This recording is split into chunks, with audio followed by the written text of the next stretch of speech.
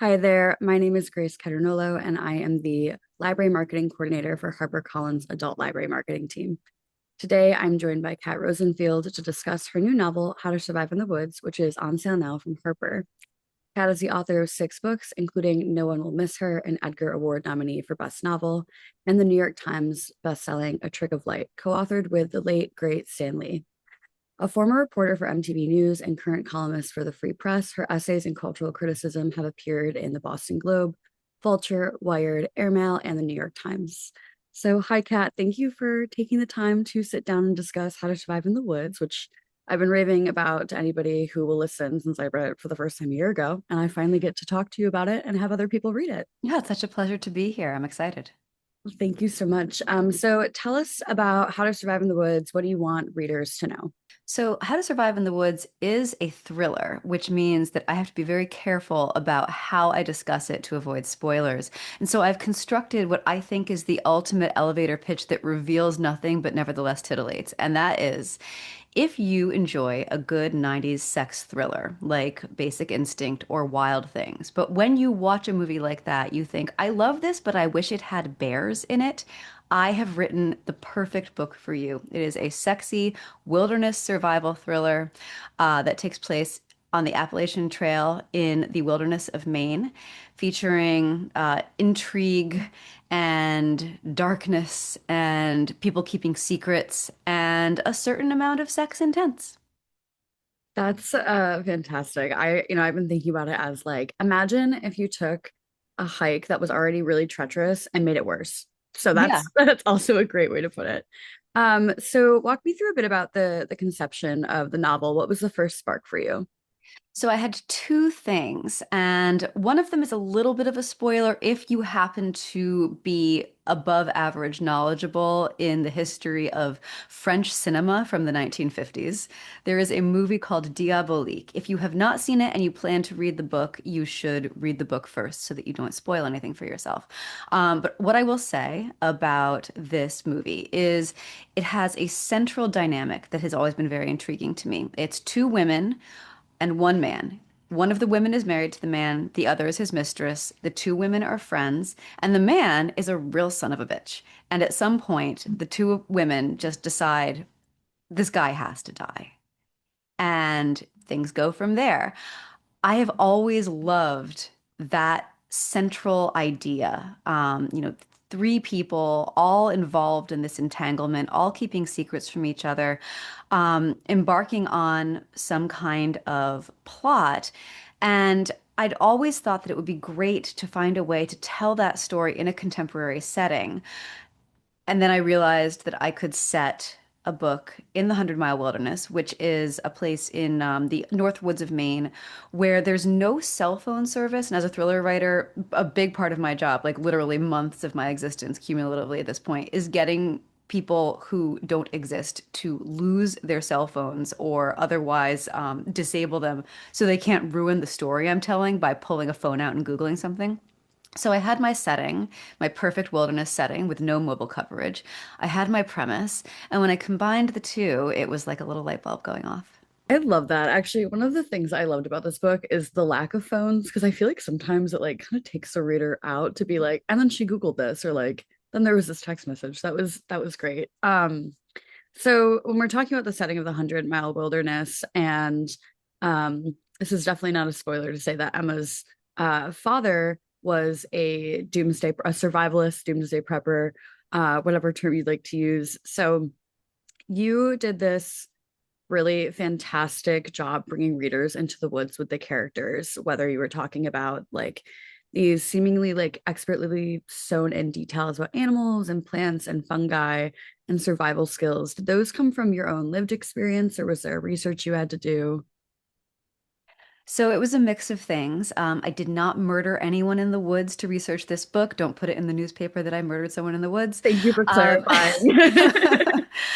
I did a fair amount of hiking. I love to be outdoors. I love to hike. I am a big day hiker because I am also a princess who doesn't sleep on the ground. So that's my one rule. And That was not actually a problem. I was able to spend a lot of time in the part of the 100 Mile Wilderness in Maine where this story takes place and hiked the portion of the trail that they walk in the book.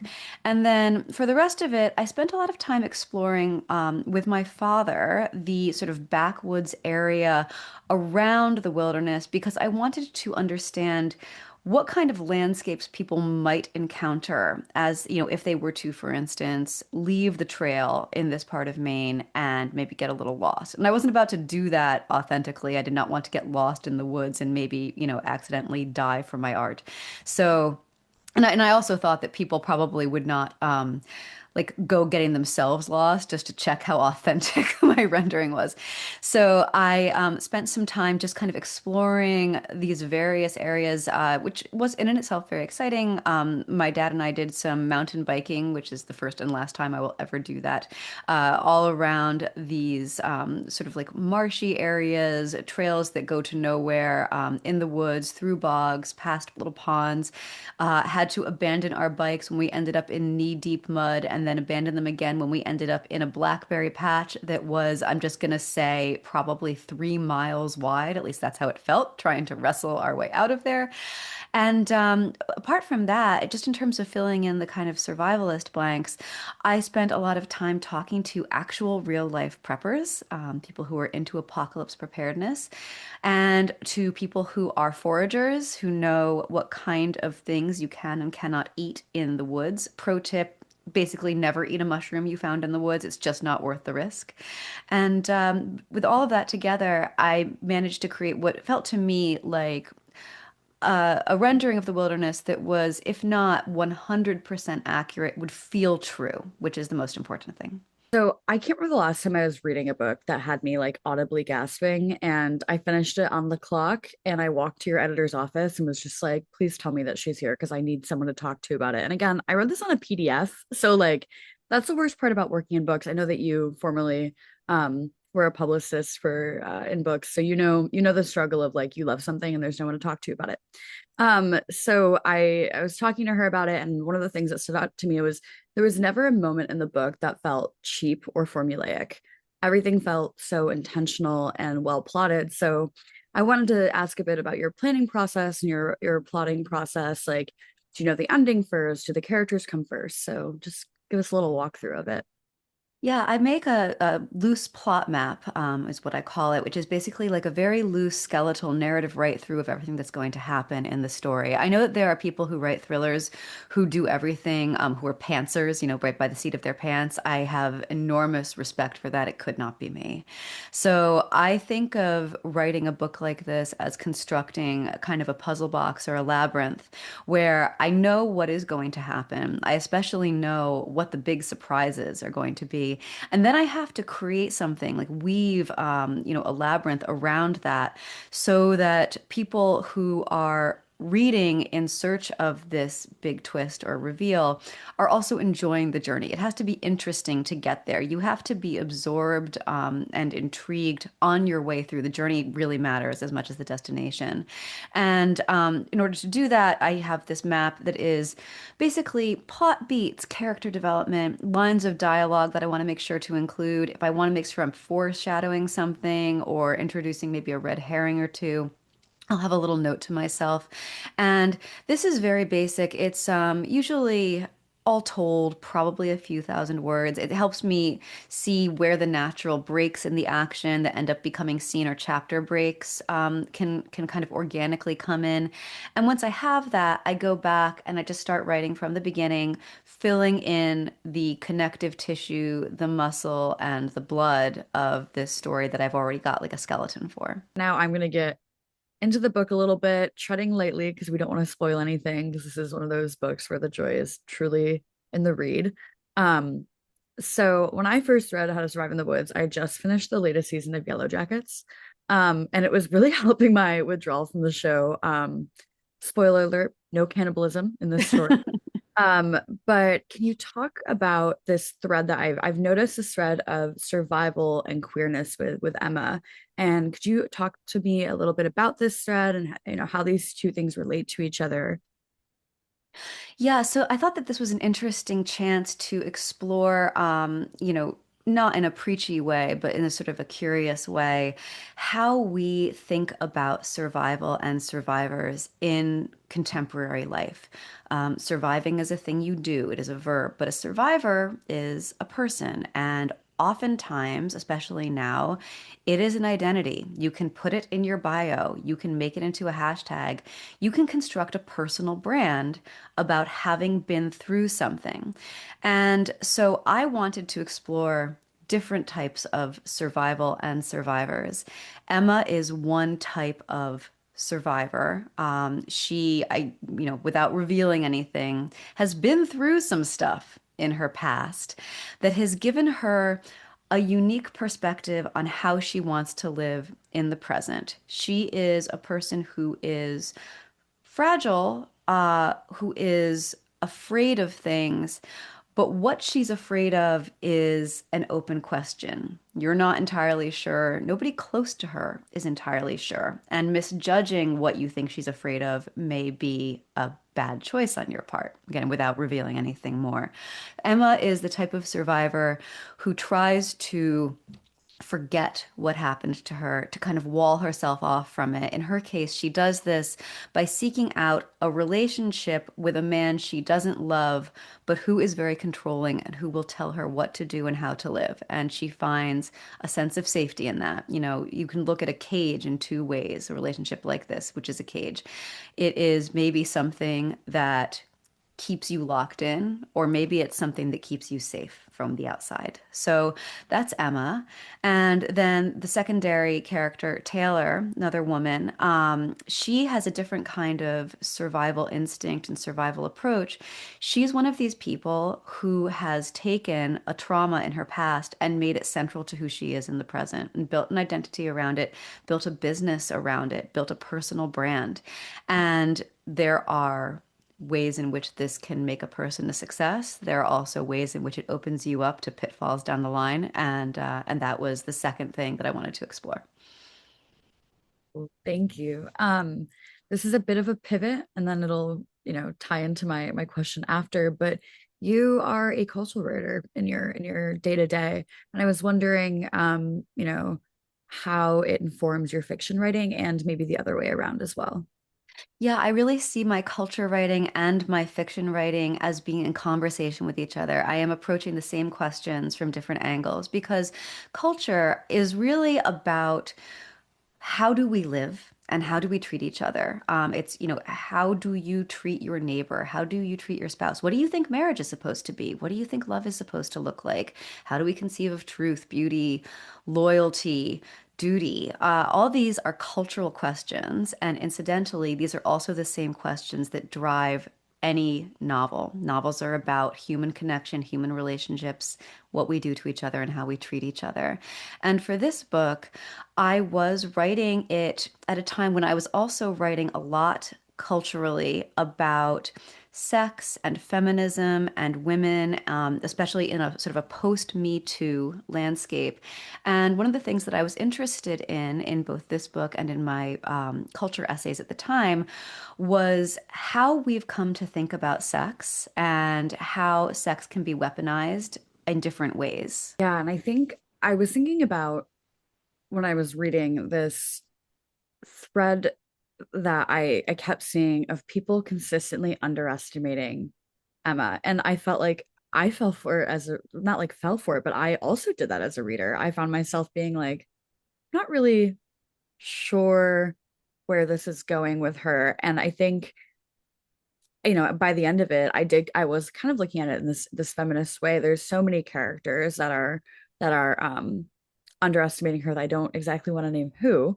But how do you feel that the way that she portrays herself or feels kind of as like fragile, I guess, fits into this cultural context, the zeitgeist that we're living in right now?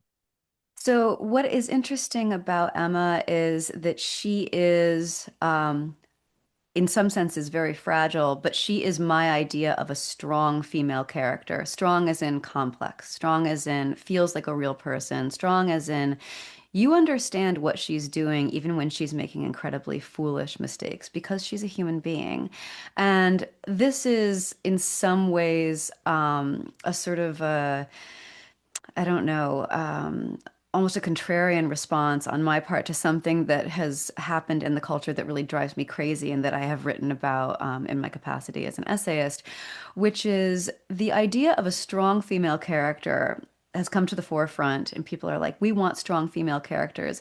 When they say that, what they really mean is we want a man with tits. And I don't like that. I think that women, in the fullness of their stories and the fullness of humanity, are strong in different ways than men are, and that you are, kind of the hypothetical you, missing something, something really important and something really human.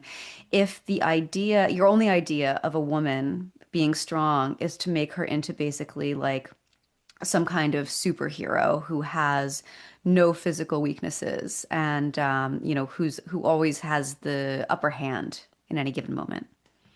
And I think I that's one thing I love about Emma is as you discover more about her, you realize how perceptive she is and how sharp she is, which is I just said that and immediately was like, that's her last name. Great play on words. But she's very sharp, and we see her go through a transformation in the book, and I'm not gonna not specify how, but we do meet her, first chapter in this place of awful disempowerment and acquiescence to her life, and then we get glimpses of her through telling about her past, which again I'm going to tread lightly because I don't want to spoil anything, and also you see these moments while she's actually in the woods.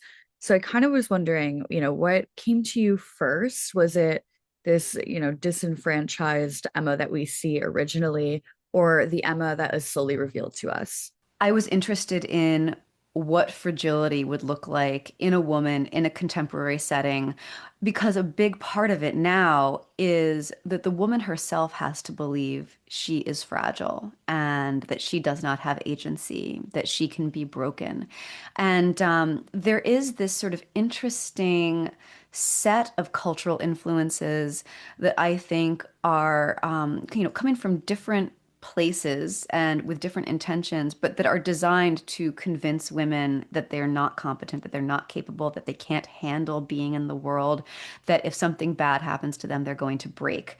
And I don't necessarily agree that that is true, but I think a lot of people think it is true and that it impacts our lives in interesting ways. And so I wanted to take that idea and that dynamic and bring it into this setting and into this character and see how she handled it. Thank you so much. I was, the entire time I was reading, really amazed by the way the fragility is used and isn't necessarily like this negative thing throughout the book. And I wanted to pivot from talking about Emma to talking about Logan, Mhm. um, who I don't think I've felt so strongly about a character in a really long time. When I read this book again about a year ago, and I talked about it at the American Library Association conference in a room of 300 librarians, and I asked them the question, like, which literary character would you want to punch in the face if you could punch one literary character in the face? And my answer was Logan. That's how strongly I felt about this man. Like, um, I just wanted to know what it was like writing about him and crafting him as a character, and how did he develop, how did he change throughout the process. Yeah, the real challenge with Logan, it was making him um monstrous, but not so much that you can't bear to read about him or can't understand his appeal. You need to like him or at least understand why somebody could like him just enough that you don't want him to die from the first moment you meet him. You have to get to know him a little bit and then want him to die. And, as is so often the case with men.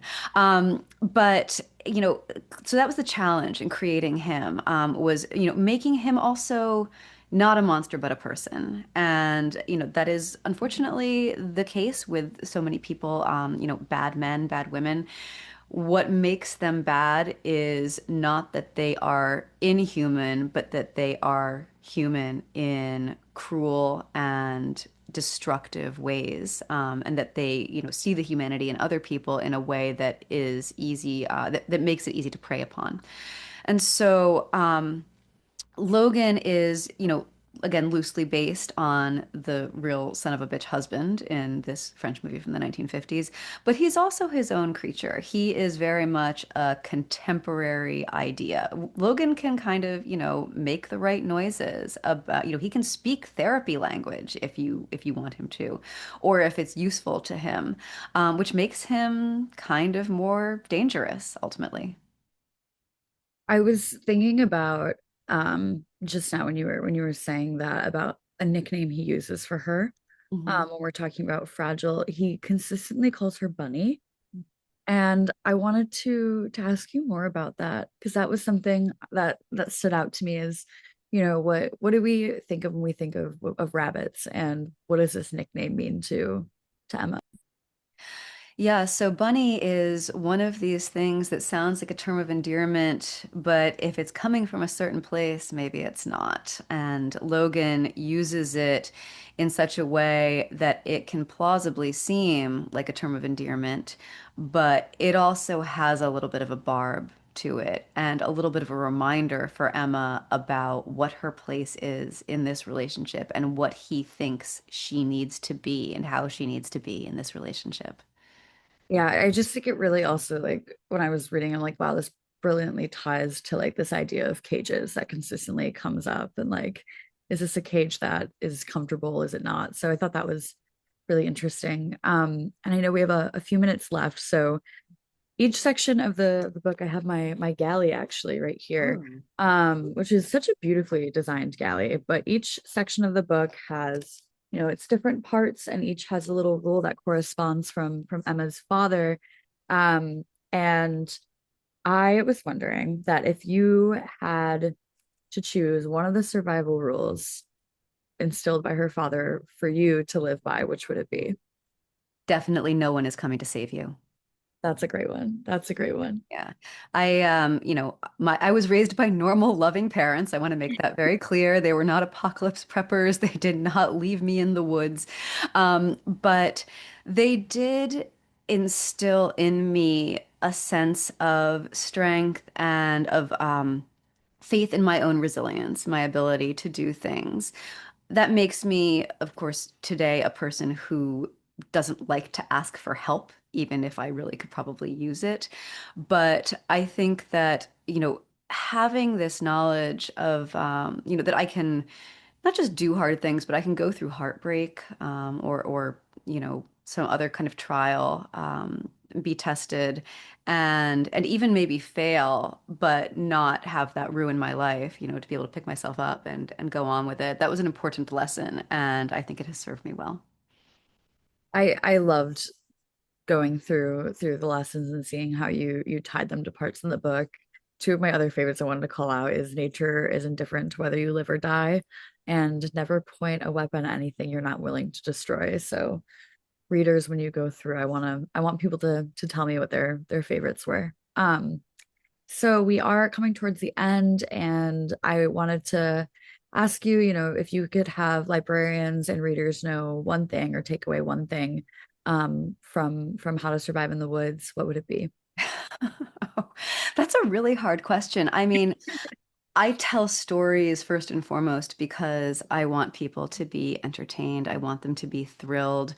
I definitely want them to know that it's not an actual wilderness survival guide. That bloody knife on the front, good tip. Or sorry, a good sign that this is not an actual handbook for survival in the wilderness. In general, if you are in the wilderness, you do not want to be getting blood on your knife, or at least not your own blood. Love that. Thank you so much. So Kat, again, thank you for being here. It's been so lovely to talk to you about How to Survive in the Woods, which again is on sale now. Anywhere that you can find a book, go to your local library, and thank you so much. I appreciate it. It was a pleasure, and I think Rasputin enjoyed it too.